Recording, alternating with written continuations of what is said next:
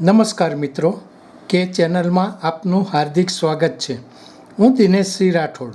આજે આપણે વિશેષમાં જોઈશું ગણેશજીની સ્ત્રી સ્વરૂપની 900 વર્ષ જૂની સૌથી દુર્લભ પ્રતિમા.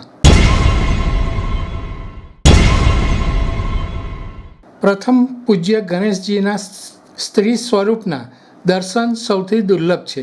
વડોદરામાં ચિત્રકાર, તસવીરકાર અને ઇતિહાસના અભ્યાસુ હરિઓમ ગુર્જરે સ્ત્રી સ્વરૂપના શ્રી ગણેશ વિશે અનોખી માહિતી આપી છે. પ્રથમ પૂજ્ય ગણેશજીના સ્ત્રી સ્વરૂપના દર્શન સૌથી દુર્લભ છે. પ્રથમ શ્રી ગણેશના સ્ત્રી સ્વરૂપનો ઉલ્લેખ મત્સ્ય પુરાણમાં 189ના અધ્યાયમાં વિનાયકી તરીકેનો ઇતિહાસ આવે છે. ઇતિહાસ પ્રમાણે શિવ પાર્વતીજીની સાથે વિવાહ માટે પાછળ પડેલા દૈત્ય અંધકારસુરનો વધ કરવા શિવજીએ 100 દિવ્ય દેવીઓ ઉત્પન્ન કરી, જેમાં વિનાયકીનો પણ સમાવેશ થતો હતો. અંધકારસુરના વધ બાદ ભગવાન વિષ્ણુએ 100 દેવીઓ અને વિનાયકીને સિદ્ધ યોગ સાધવામાં પૂજ્ય બનાવી દીધી. રાજસ્થાનમાં આવેલા ચિત્તોડગઢથી આગળ જતાં બિજોલિયા શહેરના કોટ નજીક મંદાકિની મંદિર છે.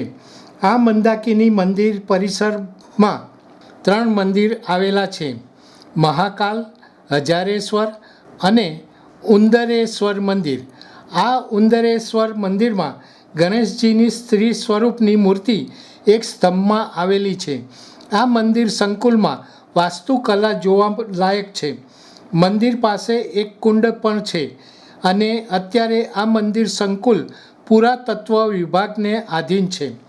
આ હજારેશ્વર મંદિરમાં ભગવાન શંકરનું શિવલિંગ નાના 1000 શિવલિંગથી બનાવવામાં આવ્યું છે. પ્રસિદ્ધ ઇતિહાસકાર ડૉક્ટર શ્રી કૃષ્ણ જુગનુ જણાવે છે કે મંદાકિની મંદિર 10મી થી 12મી સદીના ચૌહાણ વંશજોએ બનાવ્યું હતું. બાદમાં વિંધ્યવાસિની એટલે કે બિજોલિયા પર ગોહિલોનો અધિકાર રહ્યો. એવું પણ માનવામાં આવે છે કે આ સ્ત્રી સ્વરૂપોનો ઉપયોગ તંત્ર વિદ્યાની સાધના માટે કરવામાં આવે છે. દર્શક મિત્રો, અત્યારે આટલું જ.